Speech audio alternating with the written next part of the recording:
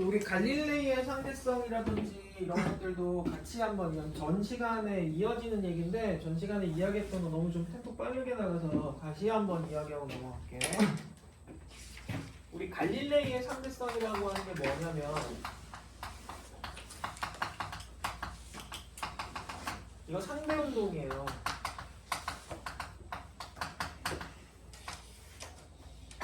내가 왼쪽으로 움직인다 그럼 니네가 봤을 때는 오른쪽으로 간다라고 느낄 거예요. 그쵸? 근데 내 뒤에서 나를 이렇게 쳐다보는 학생이 있다면 걔는 내가 왼쪽으로 가 그럼 걔는 어느 쪽으로 간다고 보이겠어요? 왼쪽이요. 여기 앉아서 날 쳐다보는 애가 있으면 내가 왼쪽으로 가 그러면은 선생님 왜 앞으로 오세요? 이렇게 얘기할 거 아니에요. 이게 무슨 얘기냐면 나의 운동 상태는 한 번도 변한 적이 없지. 네. 나의 운동 상태는 한 번도 변한 적이 없는데 나를 관찰하는 상대방들의 나에 대한 운동의 표현이 다르게 표현됐단 말이야. 서로 이유가 뭐냐는 거야. 그럼 이유가 나한테 있는 거야? 아니야, 니들한테 있는 거예요. 그러면 맞아요? 니들한테 있잖아요. 그 이유가 뭐냐 봤더니 한 놈은 멈춰 있어. 나 일로 가. 한 놈은 멈춰 있어. 정지. 한 놈은 여기에서 일로 가요. 한 놈은 일로 가고요. 한 놈은 얘 일로 가요. 이렇게 관찰하는 입장에서 본인들의 운동 상태가 다르다면 나의 운동 상태가 똑같이 표현될 수가 없다는 얘기예요. 물론 내 운동 상태는 절대적으로 변한 적이 한 번도 없어요. 이거는 결국엔 운동하는 대상 물체를 관찰하는 관찰자의 운동 상태 때문에 그래요. 이해돼요? 여기서 우리는 아인슈타인의 상대성 이론에서 가정하는 걸 하나 가정을 하자고. 자, 운동을 하되 다른 상황들 너무 복잡하니까 얘네들이 전부 다 정지 아니면 등속 상태라고 얘기하자고. 그럼 좀 편하잖아요, 그죠? 그래서 조건을 달았기 때문에 이런 이론을 특수 상대성 이론이라고 하는 거야. 알았어요? 얘네들 다 등속 상태야. 그래서 우리 뭐라 그러냐면 말만 하나 구분해놔. 자, A와 B와 C와 D는 서로 다른 관성계에 있어요 라고 얘기해요. 뭐라고? 관성계. 계를 우리 그 영어로 바꾸면 뭐예요? 시스템이야. 그러니까 서로 다른 운동 시스템이 있다는 거야. 서로 다른 운동 상태. 다만 어떤 운동 상태? 관성을 갖는 운동 상태니까 정지되어 있거나 등속 운동한다. 이 얘기인 거예요. 알았어요? 이게 상대 운동이에요. 그래서 이걸 이용하는 게임이 많다 그랬잖아요. 카트라이더 같은 경우에도 보면 통나무 나오는 맵에서 화면을 보다가 갑자기 지가 대가리를 숙여요. 이 새끼 또라이지. 왜? 화면에서 통나무가 나오냐고. 맞을까봐? 드리프트 하는데 지가 몸을 들어요? 왜? 이유를 모르겠어. 그게 가상현실이죠, 사실은. 그런 걸 이용을 하는 게. 보다 더 현실감 있게 만든 게 가상현실이야. 해봤어? 진짜? VR 이거 막 그 고글 이렇게 쓰고 하는 거 어디서 해봤어? 집에서 집에 있어 그런 게? 있었어요. 그걸로 뭐해? 그걸로요? 뭐였는지 기억 안 나는데 아무튼 VR 있었어요. 내 친구랑 그 우리 동네 VR 그 게임장이 있거든? 가상현실이잖아. 쓰면 빌딩 위에 서 있다? 널빤지가 쫙 있어. 저쪽에 고양이를 구하는 미션이야. 이 새끼가 바들바들 떨면서 가. 고양이 구하러 가. 중간쯤 갔는데 게임 진행하는 사람이 발로 찼거든. 그랬더니 소리 지르고 으악 하면서 막 자기 죽는다고 그러더라고. 그래서 왜 그랬니? 그랬더니 진짜 떨어지는 것 같대. 내가 해봤거든? 뭘 진짜 떨어져. 장난해. 그 입체로 보이는 거는 좀 다르더만. 그거 왜 그래요, 걔? 들떠나서 맨날 술만 먹고 그래갖고 들떠나서 그래. 아무튼 그런 게 상대 운동이에요. 상대 운동. 알겠죠? 이걸 잘 이해하세요. 상대 운동은 관찰자의, 자, 우리는 특수한 경우만 보자 그랬으니까 관찰 내놔. 잘했어. 목 아파 죽겠는데. 아, 더 줘. 네. 얘한테 이거 있어. 필요하면 달라면. 관찰자의 운동 상태에 따라서 실제로 운동하는 물체의 운동에 대한 표현이 다 달라질 수 있다가 상대 운동이에요. 얘의 운동 상태는 바뀐 적이 없어요. 알겠죠? 근데 이 상대 운동을 달리는 기차 안에 있는 관찰자 A와 정지한 지면에 서 있는 관찰자 B에 대해서도 다시 한번 생각을 해보자고. 이 기차가 속도 V로 등속 운동을 하고 있어요. 얘는 정지해 있고요. 그리고 여기 있는 공이 발사대에서 발사된 다음에 다시 되돌아와요. 이런 운동을 관찰을 할 때 A와 B 관찰자가 본 공의 운동 표현이 같을까 다를까? 달라요. 당연히 달라요. 왜요? 둘은 서로 다른 관성계에 있어요. 그죠? 만약에 이 공의 운동에 대한 표현이 공의 상대 운동이 같으려면 그 관찰자는 어떤 운동 상태에 있어야 돼? 얘랑 같은 운동 상태에 있든지 얘랑 같은 운동 상태에 있든지. 즉 거리가 떨어져 있어. 그런데 C라는 관찰자가 정지되어 있다 그러면 얘가 본 공의 운동 경로는 얘랑 같아요. 상대 운동은. 어떤 사람이 B야. 근데 졸라 뛰어. 속도 V로. 이 경우에는 얘가 본 공의 운동, 상대 운동은 얘가 관찰한 것과 결과 같죠. 네. 근데 이게 조금이라도 다르면 다 달라요. 표현이. 이거 이해하죠? 안 어렵지? 근데 이 친구가 본 공의 운동 경로 보면 상대 운동은 이렇게 보일 거예요. 됐어요? 얘네가 본 상대 운동은 공은 이렇게 가는 걸로 보일 거예요. 왜냐면 공이 떴다 내려오는 시간 동안 이 기차도 이동하잖아요. 이렇게 봤을 때 문제가 생긴다고. 속력이라고 하는 건 어떻게 계산을 해? 시간분의 거리로 계산을 하는데 지금 A가 본 공의 운동 요 이벤트가 걸린 시간과 B가 본 공의 운동 요 이벤트가 걸린 이 이벤트에 걸린 시간의 크기는 어때 서로? 같아요. 당연히 같아요. 그건 우리가 전통적으로 그렇게 생각을 해왔잖아요. 즉 시간의 흐름이라고 하는 것은 절대적인 가치지 그냥 누구에게나 동일하게 주어지는 거잖아. 맞아요. 똑같잖아요 누구에게나. 그러니까 시간은 절대적인 거야. 누가 어떻게 뭘 할 수가 없어요. 그러니까 얘네가 이게 동일한데 A와 B에 대해서 A가 본 공의 이동 경로는 요거밖에 안 되고 B가 본 공의 이동 경로는 이렇게 기니까 경로가 긴 쪽의 속도가 빠르다라는 결론이 돼요. 맞아요? 네, 그래서 실제로 B가 본 공의 속도가 더 빨라요. 이유는 얘가 봤을 때는 공이 위아래 운동도 하지만 수평 방향 운동도 하거든요. 이 속도까지 더해지니까 얘가 본 공의 빠르기보다는 얘가 본 공의 빠르기가 훨씬 빠르죠. 이렇게 해석하는 게 상대 속도란 말이야.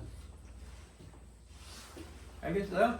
이거는 상대 운동의 표현이고요. 이건 상대 속도예요. 됐죠? 근데 그 아인슈타인이라는 사람은 이걸 완전히 다르게 생각을 한 거지. 전 시간에 얘기했듯이 자 내가 빛에 대해서 고민을 하는데 빛이 전자기파라는 걸 알고 있었고 그 초속 30만 킬로미터 정도 전파될 거라고 알고 있었고 근데 전자기파다 파동이다. 그럼 내가 빛의 속도로 날아가면서 빛을 쐈을 때 그 빛은 나에게 어떻게 보이겠는가? 이걸 가지고 고민을 되게 많이 했단 말이야.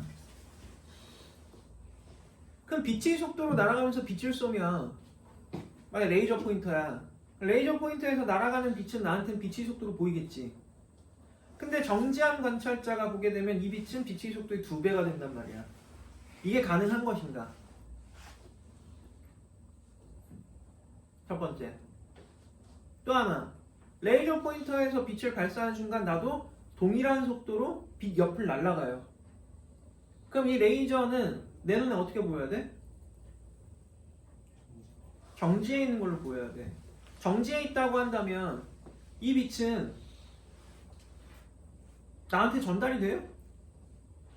이게 애매하잖아요. 물론 이쪽으로는 올 수 있다 치자. 근데 앞으로 못 나간다. 이상하잖아요, 뭔가. 그러니까 이거를 해석하는데, 그리고 이거를 자기 나름대로 가정을 뭐 여기 이것저것 붙이는데 시간이 오래 걸렸어요. 오래 걸렸는데 내린 결론은 뭐냐? 야, 그냥 빛은 빛이다. 그러니까 빛은 전자기파인데 전기장과 자기장의 진동에 의해서 생긴 파동이야. 초속 30만 킬로미터. 전자기파이기 때문에 매질이 없는 경우에는 어떤 경우에도 이 전파 속도는 초속 30만 킬로미터를 유지를 해. 그래서 빛에 대해서는 상대 운동 차이는 인정을 할 수 있지만, 적용할 수 있지만 상대 속도는 적용을 할 수 없다라고 봤어요. 그걸 뭐라 그러냐면 빛은 전파 속력이 상대 운동과 관계없이 누가 보더라도 빛의 속력은 빛의 속력이다라는 거야. 즉 아인슈타인이 빛의 속도로 날아가면서 빛을 쐈어. 그때 날아가는 빛의 속도는 빛의 속도로 보여요, 아인슈타인한테. 정지한 관찰자가 본 그 빛의 속도는 빛의 속도의 2배가 아니라 그냥 그대로 뭐야? 빛의 속도라는 거야. 이게 적용이 안 된다고 본 거야. 됐어요? 알겠지? 그리고 이런 문제를 다시 해석을 해보면 우주선에서 관찰자 A가 타고 있고요. 지면에 정지한 관찰자 B가 있을 때 A가 본 레이저 포인터에서 출발한 레이저는 윗면에서 반사돼서 다시 되돌아와요. 그럼 얘는 레이저 포인터에서 출발한 레이저는 이런 운동 경로를 움직이죠. 근데 B가 본 레이저 포인터에서 출발한 레이저의 운동은 얘가 우주선이 엄청나게 빠른 속도 V로 달리고 있다면 얘가 본 빛의 경로는 이렇게 될 거예요. 이렇게. 맞아요? 자, 이러면 문제가 생겨요. 어떤 문제가 생기느냐? 이 속력은 시간분의 거리라고 하는데 분명히 거리가 다르죠, 둘이. 누가 더 길어요? 무슨 색? 초록색이 더 길잖아. 거리가 길다는 건 도대체 무슨 뜻이냐? 근데 관찰자가 보는 빛의 속력은 동일한 값이야. 상수야. 이러면 상수가 나왔어. 거리가 길어. 무슨 얘기야? 초록색을 관찰한 놈의 시간은 더 큰 숫자를 갖는다는 얘기잖아요. 이해되겠어요? 네. 거리가 길어진 만큼 큰 숫자를 갖는다는 얘기잖아. 맞아요? 그러니까 이게 만약 이렇게 가는 이벤트가 얘가 측정했을 때는 한 1초 정도 걸린 이벤트라면 얘가 측정했을 때는 그 이벤트가 10초가 걸렸다라고도 할 수 있는 거예요. 뭐에 따라서? 이 경로에 따라서. 알겠어요? 그러니까 이거는 뭘 의미하냐? 그러면 A와 B가 갖는 시간의 흐름 속도가 바뀌었다는 거지. 왜 그렇게 얘기하느냐? 자, A가 1초 지나간 상황인데 B는 10초가 지나갔단 말이에요. 그럼 누구의 시간이 더 빨리 흘러가는 거예요? B의 시간이 훨씬 더 빠르게 흘러간단 말이에요. 나는 1초 했는데 쟤는 1, 2, 3, 4, 5, 6, 7, 8, 9, 10 이렇게 된 거 아니야? 그치? 맞아요? 그러니까 시간의 흐름이 바뀌었어. A와 B를 비교해보면 누구의 시간 흐름이 더 느려? A가 더 느려요. 됐어요? 그래서 이걸 뭐라 그러냐면 시간 지연이라 그래. 다른 말로는 뭐라 그러냐면 시간의 크기를 보면 운동하는 A에 비해서 B의 시간은 어떻게 되는 거야? 숫자가 커져버렸지. 그래서 이걸 또 시간 팽창이라 그래요. 관점의 차이예요. 누굴 놓고 보느냐. 같은 얘기야 결국에. 알겠어요? 근데 이런 시간의 흐름의 차이는 둘 사이에서 이렇잖아요. 만약에 관찰자 C가 있어요. 관찰자 C가 일로 날아간다요? 그럼 얘가 측정한 요거 이벤트 시간은 10초야 1초야? 1초. 아니죠? 다른 숫자 나와요. 왜? 다른 운동 상태를 갖고 있잖아. 즉 C는 A 또는 B와는 다른 관성계에 있기 때문에 전혀 다른 숫자가 나와요. 알았어요? D가 있어요. D가 날아가 일로. D가 측정한 요 이벤트에 걸린 시간 얼마? 또 다른 값 나오는 거야. 그치? 왜? 서로 다른 관성계 있잖아. 이해되겠어? 그 다음 E가 있어. 또 B로 날아간대.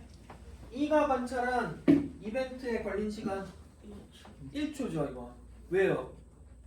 A랑 관성계가 같잖아요. 이해하겠어요? 즉 이런 시간 차이가 벌어진 이유는 얘 때문이야 얘 때문이야. 누구 때문인지 모르겠어? 그러면 얘의 속도를 높여볼게. 높여보면 얘가 본 경로는 안 바뀌죠? 근데 이 경로는 바뀌네요? 맞아요? 그럼 이때 얘는 10초예요? 더 긴 숫자 나오네? 더 큰 숫자 20초 나왔다고 할게. 자 그러면 얘는 여전히 1초겠지? 둘을 비교했을 때 누구의 시간이 더 느려졌어? A. 아까보다 더 느려진 거야? 더 빨라진 거야? 더 느려졌네요. 그럼 다시 물어볼게. 이렇게 시간이 흐름의 차이가 나게 돼. 누구 때문이야? A 때문이야? B 때문이야? A 때문인 거야. A가 운동을 했잖아요. 그러니까 A의 시간이 느려지는 거예요. 그럼 B의 시간은 사실은 어때요? 자기가 정지해 있을 때 얘는 그냥 실제 시간인 거죠? 근데 얘가 뭐예요? 시간이 느려졌어. 그래서 이게 상대론적 시간인 거예요. 시간의 속도가 느려졌어. 알았어요? 이해돼요? 만약에 이게 그래서 우주선이 빛의 속도로 날아간다. 그러면 이 경로가 완전히 일자로 뻗겠지. 그럼 위로 못 올라가잖아요. 맞죠? 그럼 얘의 시간에 비해서 얘는 팽창을 하는데 어떻게 팽창해? 무한대로 팽창하지. 뒤집어 얘기하면 얘에 비해서 얘의 시간은 0으로 수렴하겠네. 즉 무슨 얘기냐? 저 속도면 A의 시간은 어떻게 된다? 흐름이 멈춘다는 거야. 알겠어? 이게 특수상대성 이론에서 가장 중요한 얘기예요. 재밌지 않아요? 재밌어요. 안 재밌어요? 내가 강조하는 거야? 강요하는 거야? 뭐야? 야 봐봐 그러면 타임머신을 만들었네? 네. 과거로 갈 수 있을까? 아니요. 타임머신 만들어봤자 나는 뭐밖에 못해? 가만히. 내 시간의 흐름을 조절할 수밖에 없어요. 그것도 시간의 흐름을 빠르게 가게 할 수 있어? 아니요. 너무 신기하지 않아? 내가 만약에 빛의 속도에 가까운 속도로 날아가면 내 시간은 거의 멈추고 니네는 시간이 날아가는 거야. 근데 내가 겁나 빠른 속도로 잠깐 여행을 딱 하고 왔는데 니네가 70대야. 나는 그대로인데. 이런 어처구니 없는 일이 벌어질 수도 있지. 그걸 표현해놓은 영화가 뭐야? 인터스텔라예요. 근데 인터스텔라는 사실 이야기하고 좀 다르죠? 좀 다르죠? 스포일 해줘요? 네. 인터스텔라 봤어요? 네. 봤어? 안 봤어? 안 봤으면 한번 봐봐. 그 크리스토퍼 놀란이라는 감독이 인터스텔라 외에 나도 몰랐는데 배트맨 비긴즈하고 이런 거 만들었던 감독이더라고. 네. 다크나이트랑 몰랐네 또. 근데 아무튼 그 양반이 처음에 이런 류의 영화를 시작을 한 게 개봉을 첫 한 게 인셉션이야. 팽이 돌아가잖아. 사람들이 이거 영화 내용 되게 어렵다 그랬는데 거기서도 보면 공간이 휘죠. 이때부터 아마 중력에 대해서 되게 관심이 많았던 것 같아요. 그리고 나서 한 4년 있다가 인터스텔라가 개봉을 해요. 근데 이 양반이 인터스텔라라는 영화를 제작을 하면서 논문을 2개를 쓴 걸로 알고 있어. 블랙홀에 관한 논문을. 그 블랙홀에 관한 논문을 쓰면서 또 하나 한 게 뭐냐면 블랙홀을 CG로 이미지화했어요. 자기 논문에 근거해서. 웃기는 건 이 영화 나오고 나서 나중에 몇 년 지나고 ETF 팀이라고 있거든? 아니다. ETH.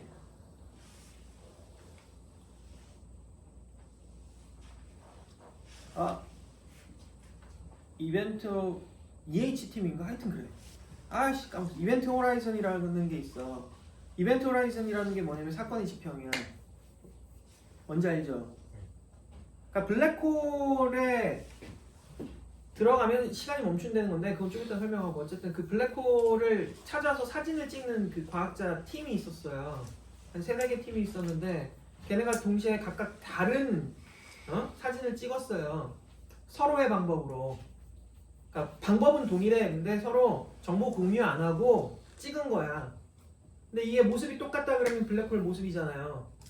그래서 나중에 비교해보자 그랬어. 그래서 사진을 찍었고 데이터를 비교를 했네. 그랬더니 일치하는 거야. 근데 그때 보여진 그 블랙홀 사진의 모습이요. 크리스토퍼 놀란 감독이 이미지한 그 CG 그래픽하고 거의 비슷해요. 그러니까 대단한 인간이에요, 사실. 영화 감독 치고는. 안 꺼지니. 그리고 나서 나온 영화가 또 뭐예요? 테넷이에요. 시간의 흐름을 뭐 어떻게 한다며. 그리고 나온 영화가 오펜하이머예요.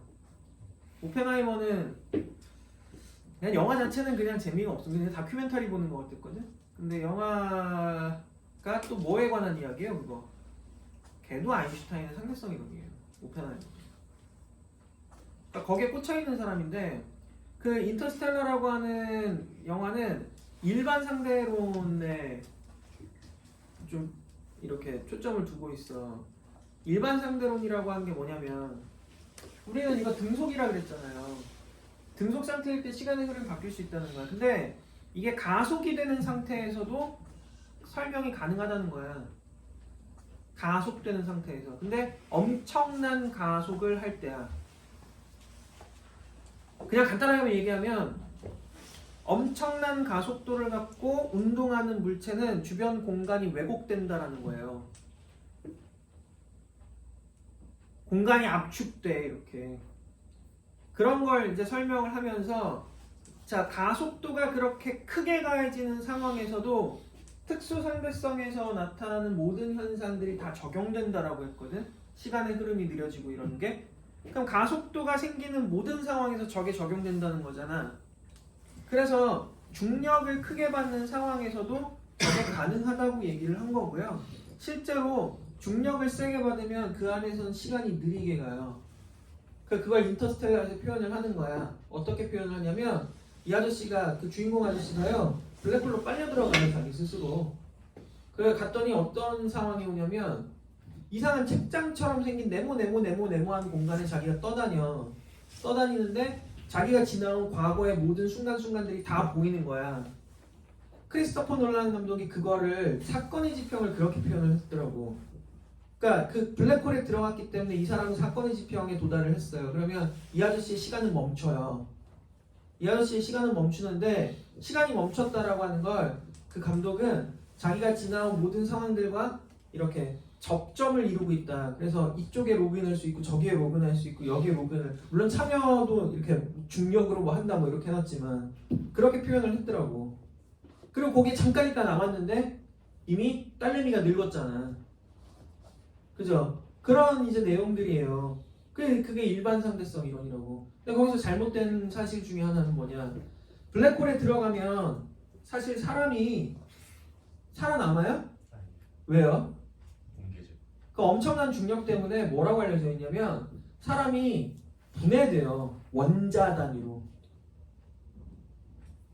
키가 졸라 커지는 거야. 갔다 올까? 안 될 것 같습니다. 무슨 뜻이야? 가도 그거 안 된다? 뿔고 가지고 뿔고. 원자 단위로 뽀개진대요. 그 중력 때문에. 그렇다 하더라고요. 아무튼 이게 그 상대성 이론에서 가장 기본이에요. 가장 기본. 이걸 뭐라 부른다고? 뭐라 부른다고? 시간 지연 또는 시간 뭐? 팽창. 같은 말이야. 얘에 비해서 운동하는 놈의 시간은 느리게 간다. 지연된다는 거고, 운동하는 놈의 시간보다 정지한 관찰자의 시간은 큰 숫자를 갖는다는 거야. 이 정도는 누구한테 달려있다? 운동하는 애한테 달려있다. 이 얘기예요. 이런 상대성 이론이 실제로 적용이 가능한가? 아인슈타인의 이 상대성 이론이. 그래서 실험을 했어요. 뭘로 실험을 했냐면 특수 상대로는 힘들고요. 일반 상대로는 실험을 했어요. 우리 왜 GPS 쓰는 위성들 많잖아요. 걔네를 한 놈을 딱 타겟 잡아갖고 얘가 여기 있을 때 고도 요 정도 있을 때 보내는 신호, 그러니까 시각 정보를 그 뭐라 그래 수신해서 분석한 다음에 로켓을 써서 얘를 띄웠어 위로. 그럼 얘는 중력이 작아지잖아요. 그 다음에 원자시계에서 보내는 시각 신호를 수신해서 분석을 해봤더니 달라져 있어요. 시간의 흐름이 실제로도. 그러니까 뭐 아주 정말 뭐 유의미한 그런 정도의 시간의 흐름 차이가 나는 건 아니긴 한데 그래도 어쨌든 시간 흐름이 바뀌었다라는 걸 확인을 했다. 이거는 결국 아인슈타인이 또 맞았다라는 얘기잖아. 그지? GPS에서 쓰는 원자시계는 아인슈타인의 상대성 이론에 기반해서 시간을 이렇게 보정해서 보냅니다. 그래서 우리가 위치라든지 시각 정보를 보다 정밀하게 받아볼 수가 있는 거예요. 알겠어요? 특수 상대성 이론에서는 가장 기본이 이거야. 됐니? 자, 그리고 잠깐 쉬었다 갈게요. 벌써 한 1시간 정도 떠든 것 같은데.